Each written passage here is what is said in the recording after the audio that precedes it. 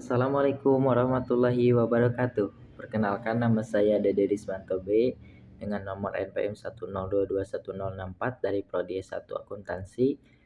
Di sini saya akan menjelaskan laporan keuangan pada tahun 2022 pada PT Gudang Garam Tbk. Nah, ini adalah laporan keuangan yang sudah muncul atau yang sudah keluar pada tahun 2022.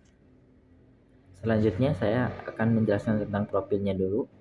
Gudang Garam atau PT Gudang Garam Tbk adalah produsen rokok kretek terkemuka yang identik dengan Indonesia yang merupakan salah satu sentra utama perdagangan rempah di dunia. Dengan total penduduk lebih dari 270 juta jiwa, Indonesia merupakan salah satu pasar konsumen terbesar di dunia dengan populasi berusia 15-64 tahun sebesar 68%. Nah, berdasarkan riset pasar Nielsen, total volume penjualan industri rokok pada tahun 2022 mencapai hampir 250 miliar per batangnya.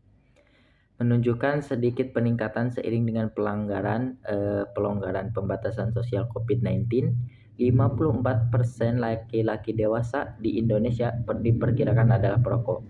Berdasarkan riset pasar Nielsen pada akhir tahun 2022. Berdasarkan riset tersebut, PT Gudang Garam memiliki pangsa pasar rokok dalam negeri sebesar 25,5% berdasarkan data Nielsen dengan produk-produk yang sudah dikenal luas oleh masyarakat di seluruh Nusantara. Gudang Garam menyediakan lapangan kerja bagi 31.559 orang di akhir tahun 2022 yang terlibat dalam produksi, pemasaran, dan distribusi rokok. Perusahaan juga memiliki 66 kantor area dan 90 stok point yang secara keseluruhan mencakup 156 titik distribusi di seluruh Indonesia dan armada penjualan lebih dari 7.000 kendaraan termasuk sepeda motor untuk melayani pasar. Nah, lanjut kita ke pembahasan tata kelola atau laporan keuangan yang telah keluar tadi. Nah, kinerja perseroan tahun 2022 pendapatan penjualan sebesar 124,7 triliun yang tidak banyak berubah dibanding tahun sebelumnya. Ini terjadi dari kenaikan harga jual dan penurunan volume penjualan perseroan sebesar 9,4%. Nah, mencerminkan belum adanya perkembangan daya beli masyarakat berpenghasilan rendah. Di sisi lain, biaya pokok penjualan terus meningkat. Pada tahun 2022, laba perseroan adalah sebesar 2,8 triliun atau setara Rp 1.445 per lembar sahamnya. Nah, pada tahun 2022 ini, keyakinan konsumen maupun pelaku usaha menghadapi tantangan lonjakan harga energi dunia akibat konflik di Ukraina yang menyebabkan inflasi meningkat dan daya beli melemah. Sementara penjualan retail belum sepenuhnya pulih dari krisis COVID-19, muncul ketidakpastian menjelang kenaikan harga BBM pada bulan September yang diikuti dengan kenaikan inflasi. Pembatasan sosial mengalami pelonggaran tapi masih tetap berlaku hingga tahun 2022. Sekilas tentang ekonominya, konflik di Ukraina yang berawal di bulan Februari 2022 kemarin memberikan dampak yang signifikan pada ekonomi global yang sedang berjuang menghadapi ketidakpastian pasca krisis COVID-19 serta pengaruhnya terhadap mata pencaharian sehari-hari rantai pasokan internasional. Sementara kekhawatiran akan inflasi, harga energi, dan pangan semakin meningkat, Bank Dunia mencatat PDB global turun dari 5,9% menjadi di bawah 3% pada tahun 2022. Dan mengantisipasi terjadinya penurunan lebih lanjut menjadi 1,7% pada tahun 2023 di Asia. Di Indonesia memiliki kinerja yang lebih baik dan mampu menghindari tingkat inflasi yang lebih tinggi yang terjadi di kawasan lainnya. Perekonomian Indonesia tahun 2022 tumbuh sebesar 5,3% didukung oleh peningkatan ekspor komoditas.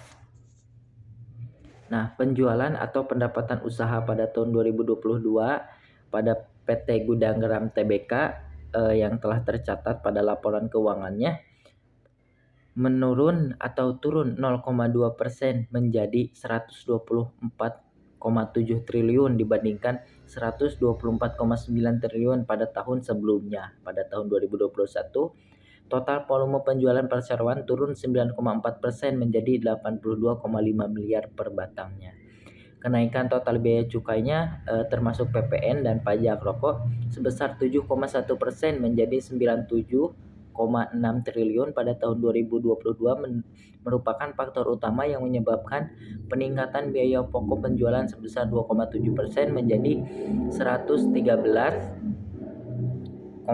triliun sehingga laba bruto turun dari 14,3 triliun menjadi 11,1 triliun. Pada tahun 2022 biaya cukai yang termasuk PPN itu hampir mencapai 86% dari total biaya pokok penjualan dibandingkan 82,4% di tahun sebelumnya, tahun 2021.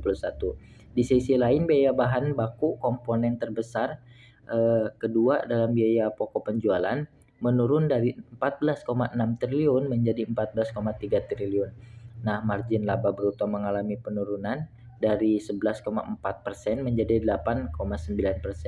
Ini disebabkan oleh kenaikan biaya pokok penjualan yang tidak diikuti dengan kenaikan harga jual secara proporsional. Beban penjualan yang mencakup beban pemasaran dapat dijaga dengan baik, yakni sebesar 4,25 triliun dibandingkan dengan 4,27 triliun di tahun sebelumnya. Sementara beban umum dan administrasi mengalami peningkatan 6,2% menjadi 3,1 triliun. Terutama disebabkan oleh naiknya biaya kompensasi karyawan dari 925 miliar menjadi 1,2 triliun. Terikat penyesuaian saldo liabilitas imbalan pasca kerja pada tahun 2021. Nah, beban bunganya pun yang merupakan 0,2% dari pendapatan meningkat dari 74,9 triliun menjadi 262,4 miliar yang disebabkan oleh peningkatan saldo rata-rata pinjaman bank sebesar 357% dibandingkan periode yang tahun-tahun sebelumnya. Rata-rata tertimbang tingkat suku bunga efektif per tahun pada akhir tahun meningkat dari 4,0% pada tahun 2021 menjadi 5,5% pada tahun 2022. Nah, laba setelah beban pajak penghasilan menurun dari 5,6 triliun menjadi 2,8 triliun. Mencerminkan margin tersebut lebih tipis kinerja penjualan yang datar sebagaimana telah dijelaskan. Terima kasih. Mungkin sekian dari saya. Mohon maaf bila ada kekurangan atau kesalahan. Wassalamualaikum warahmatullahi wabarakatuh.